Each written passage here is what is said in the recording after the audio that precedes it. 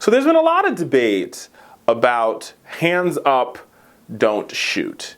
And it's come from all sides. Obviously, those who I guess despise this movement, despise the Black Lives Matters movement, have been very, up in arms about this hands up, don't shoot, and that the whole ideal of hands up, don't shoot is a lie. Now, don't get me wrong. I think the Justice Department report indicates that there might have indeed been a scuffle between Mike Brown and Darren Wilson, thus resulting in Mike Brown's shooting or murder, depending upon who you're asking. But I want to take a moment, if I could, and just sort of explain at least where I sit on this issue, and I think where a lot of Americans sit. So let's rewind. Folks who don't know anything about St. Louis. St. Louis is a small county, no bigger. It's a very, very small county, right? It's a medium-sized county. And the fact, not only is it a small county, but it's also made up of 90 municipalities.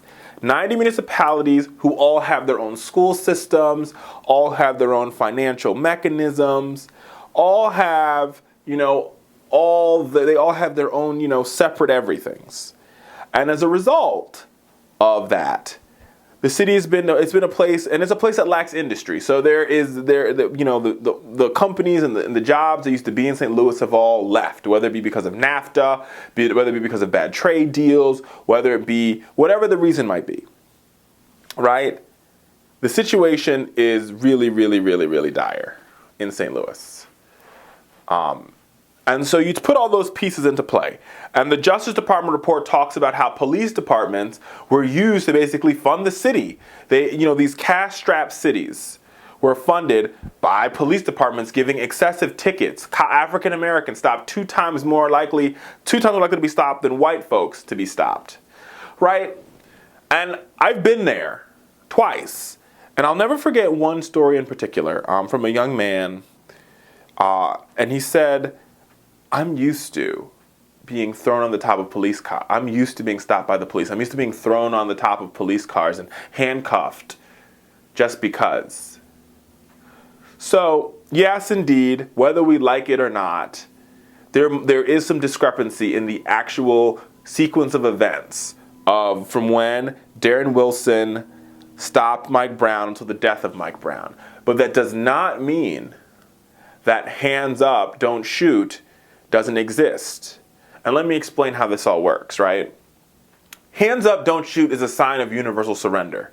And all across this country, millions of Americans, black, white, yellow, green, purple, blue, orange, have said, hands up, don't shoot, in a sign of universal surrender. In a sign that says that as a country, we have gone too far. That as a country, indeed, not only do Black lives matter, but all lives matter. And so if all lives matter and Black lives matter, no matter where you are, no matter who you are, hands up, don't shoot, means that it's a sign of universal surrender. It's a sign that said, I've done nothing wrong. I am unarmed and I don't deserve to die. That is what happened in the Eric Garner case. That's what happened in the Tamar Rice case. And now we're talking about the Martez Johnson case in UVA, where a sophomore was beaten for trying to get into a bar. Right? America, we have a problem. There is indeed, beyond just an achievement gap, there is an equity gap that exists for African American men and boys and the rest of this country. They're treated as second-class citizens. And what Ferguson was a powder keg. Ferguson was the voice in the wilderness saying, we have a problem. Ferguson was a tree that fell.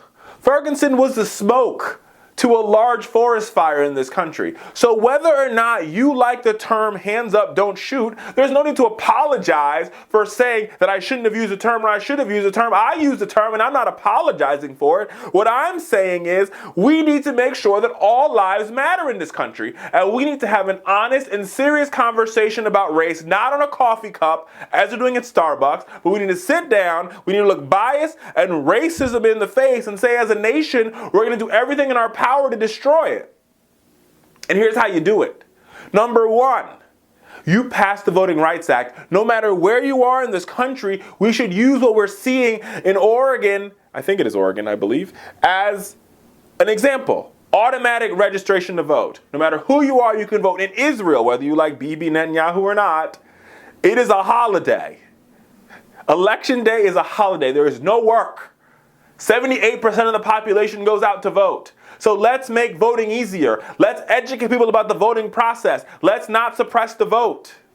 Number 2, let's make sure that we're properly funding education. And number 3, we need to make sure that jobs in this country are a priority for all Americans, not just a chosen few. Everybody should have a high-paying, high-quality job, or the training to get one.